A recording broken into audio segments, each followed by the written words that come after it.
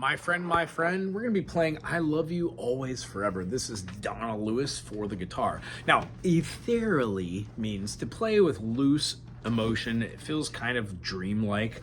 That's what we're shooting for. The beginning has like a synth hovering over the top of a C major with this ostinato type of eighth note strum, 1 and 2 and 3 and 4 and, but it's not too terribly loud, just whatever comes out of your amp or just quietly. There is some singing in the beginning of the song, but what we're really here for today is how to move those chords over the top. Now, we're gonna be playing a C major, we're gonna be playing a power chord of a C5, and we're gonna be playing that C major and a power chord. They're gonna sound one and the same, but you're gonna hear how it's gonna shift.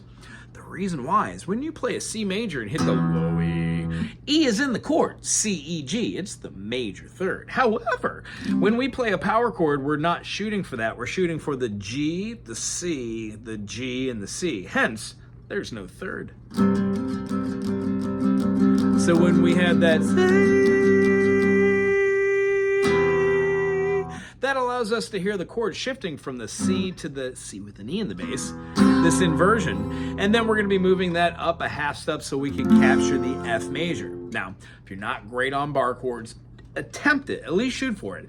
But we could also play that C major and then put a pinky right above it on the D string, and that gives us a C sus, which is exactly what we're shooting for, because the C sus builds a little bit of tension, but what it does is it gives you that sense of when it has a resolution. Yeah.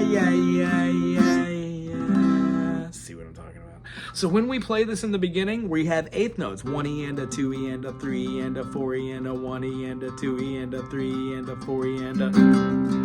Actually, this would be 16th notes the way I'm counting. 1 and 2 and 3 and 4 and 1 and 2 and 3 and 4, and that just feels too rigid. So yeah, 16th notes.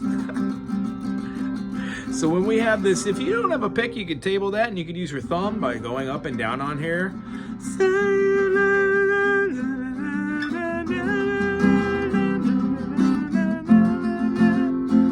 It's gonna go through the chords of power chord, C major with the E in the bass, and then an F, or you could play a C sus. I would suggest the C sus because that stays throughout the whole song. If you're looping and playing this, you would play through the course of...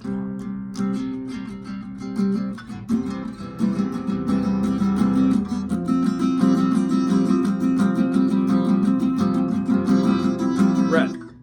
That would allow that to go through the whole song, and then you can play with your bass. C, E, F, F, G, A, G. Anything you want to do on the low end, have fun with it. And then the guitar itself can just keep that movement. The C to the C, C sus. When it goes into the B section, out of the verse, out of the A form, it has binary form, which means a verse, chorus, verse, chorus, verse, chorus. That's how this song does, and then it fades away. So the I Love You Always Forever, you can move the whole thing or just play C. Love you always forever, sus.